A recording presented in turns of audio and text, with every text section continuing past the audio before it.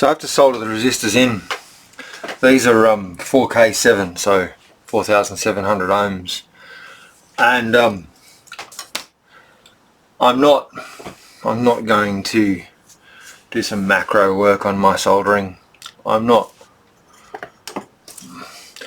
decent with the soldering iron, but for instruction there are far better sources than me. Dave Jones on the EEV blog immediately comes to my mind. That said, what's happening on my bench? So my soldering iron is a knockoff of some other brand, as they almost always are, except for a Heiko that I have, which has actually been a bit disappointing. It's tin the tip, and away we go. Soldering is it's a skill, and the skill is adding enough heat, but not so much heat that the board or the component is damaged. And solder itself is pretty simple stuff. It's a mixture of metals, tin and lead, or mostly tin, and some silver and copper and stuff, and the lead free stuff. And it's got electronic solder has got flux up the middle. I'm still on fixed focus, so it's got flux up the middle, and the flux's job is to clean everything, although of course it helps if everything's clean when you start. And the soldering process involves the flux cleaning the metals sufficiently so that this alloy that's in the solder will run on it and run on the component leg and onto and into the board. Now that's all well and good. What does it mean in practice? I don't know if you've ever seen like a drop of water on a polished car or something. If solder sits on a job like that, it'll create what we call a dry joint, because the solder hasn't wet the metals.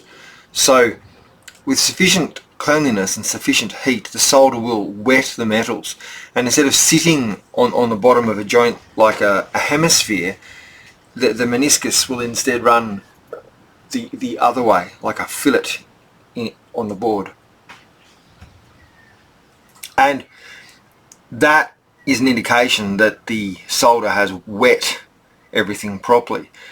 And when it does it, if the process is carefully watched, it's possible to see that the solder that's added to the joint kind of gets sucked up into the joint and sort of disappear as it heads down through the board, and especially if the holes are plated right through like they are in this board because it's a ripper, you can see the solder just sort of get sucked in, and the amount of heat that's required will depend on the thermal inertia of the board too.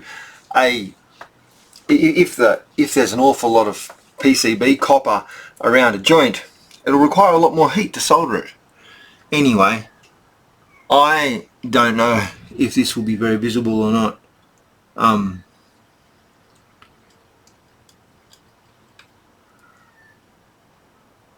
But my principal concern here is making a good joint, not providing entertainment.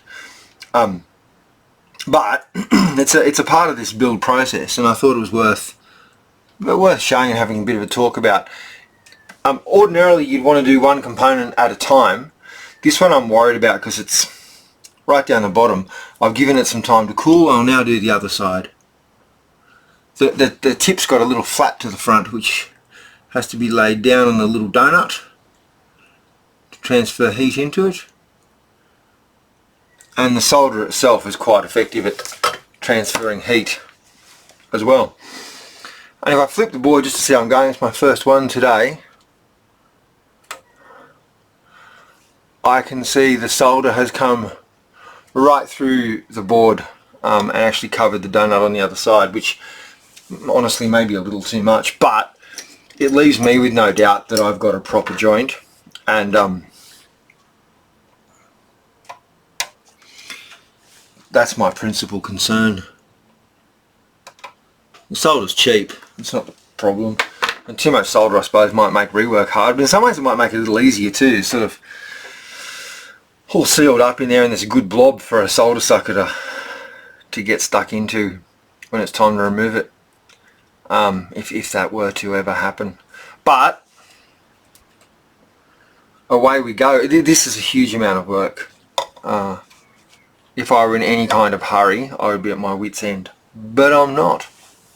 Anyway, that's soldering in the resistors.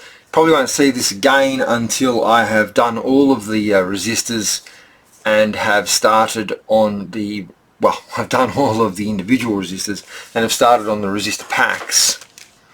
These fellows. It's a whole lot of resistors joined together, or not joined together, but in a row. The resistor packs or the capacitors. But she's a pretty slow train. Anyway, I've got work to do.